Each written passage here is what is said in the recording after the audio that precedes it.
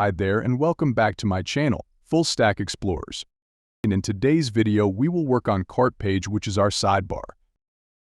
Here we will make our sidebar dynamic, which user add product from products page and show products in our sidebar.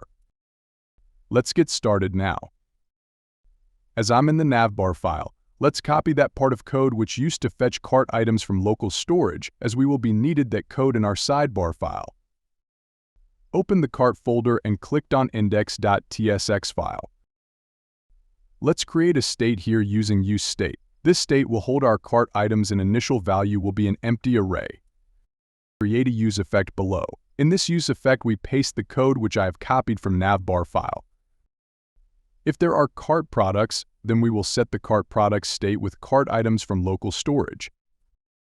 Now scroll down below. Here we are showing two static items.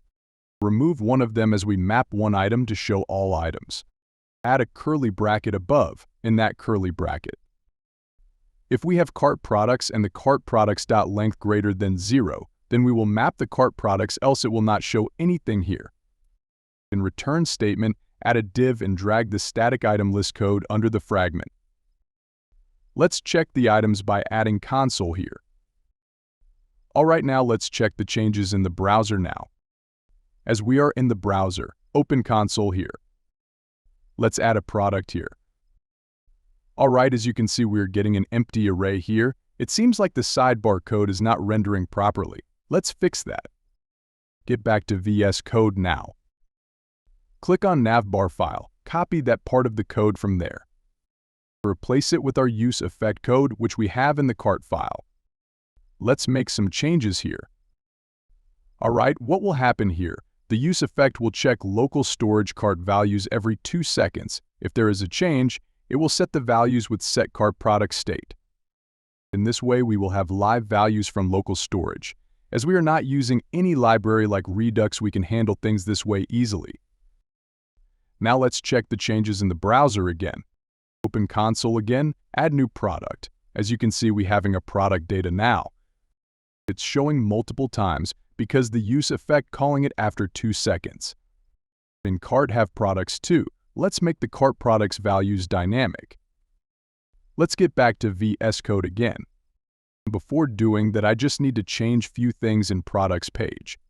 Click on show products file. Here I have made few changes. In the API response, I have mapped the products and add the current data we are getting from API and added 2 variables. One price. The price will be dynamically generated for each product we have, as we don't have it in our API. Second category, the category will be created with the word on category and a random generated number for each products. And in the end, I'm setting the products again. Let's check the new changes in the browser again. Add products again, check the added product. As you can see, we have random generated category and price now. Let's do the integration now. Get back the project again. Remove the console from cart page now. Change that title to product.title. Change the static price to product.price. And here we will add a category. Alright, now click on show product page. Change few things here too. Remove one of the div and make the category dynamic here. As we are not showing price here. Copy the Buy Now button div and paste it above. Remove the button from here and add p tag and product.price. Add span, also add some CSS here too. Alright, let's check the final changes in the browser now. The cards are looking fine and complete with price now. Click on cart icon. As you can see, the data in the cart is dynamic now too. In the next video, we will work on how to remove cart items by clicking on Remove button.